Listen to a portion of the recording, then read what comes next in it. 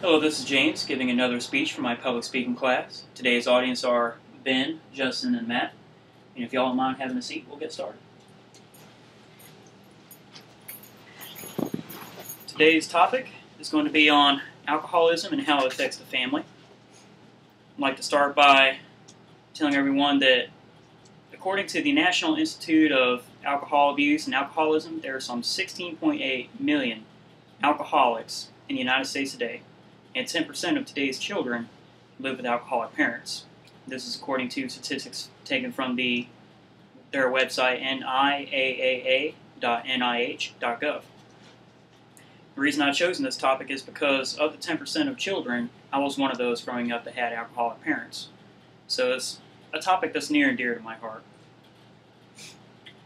The purpose of this speech is not to call people to abstinence from alcohol, but more to moderation, and to consider their alcoholic habits in relation to the strain it puts on the family.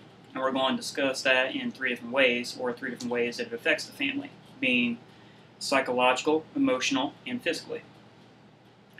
Firstly, the psychological effects that drinking can have on the family are, just as the Alcoholics Anonymous 12-step recovery program has explained it, that the first and hardest step for an alcoholic is to admit that they have a problem, or denial.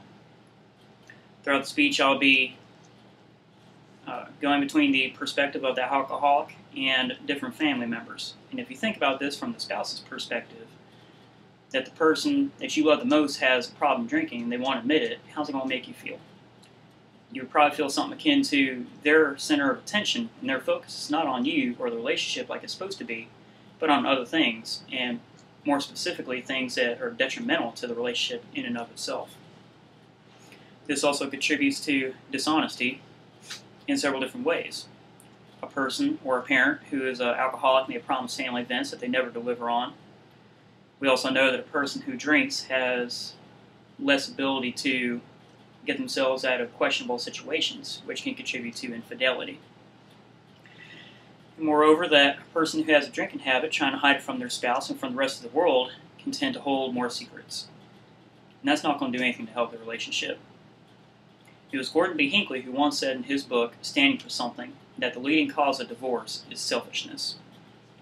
Next thing we're going to discuss are the emotional ways that drinking affects a family.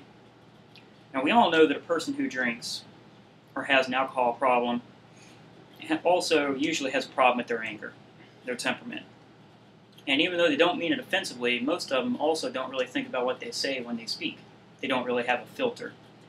Now, if you think about this from the family's perspective, if the person you love has a hard time controlling their temper and their words, you're quite often going to get hurt.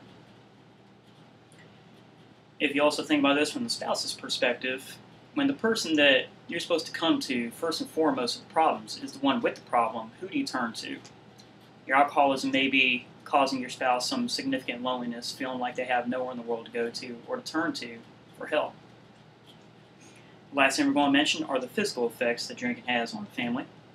Now, putting aside the common knowledge that drinking and driving is never a good idea, something that alcoholics never really think about is the money that it takes to sustain this habit. This money can be better put towards saving for retirement, towards medical bills, or even towards their kids' college tuition. Something that alcoholics also don't consider is that alcoholism is a genetic disease. Now, what does this mean?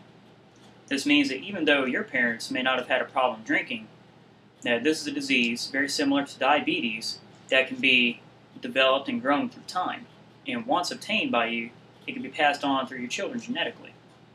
What kind of legacy are you leaving behind for your children?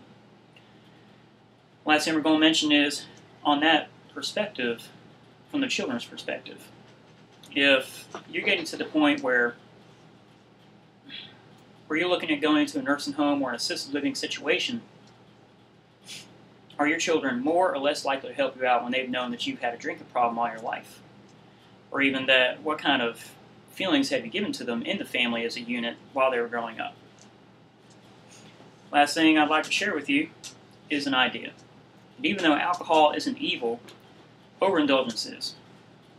And all the times I've read the Bible, I've never seen it or read it anywhere where it said that alcohol is evil.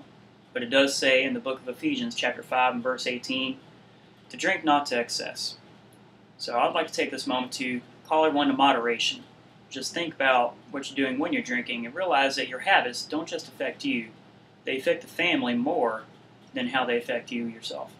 If you need help, go seek it, but more specifically, open the lines of communication. Do what's necessary to help your family.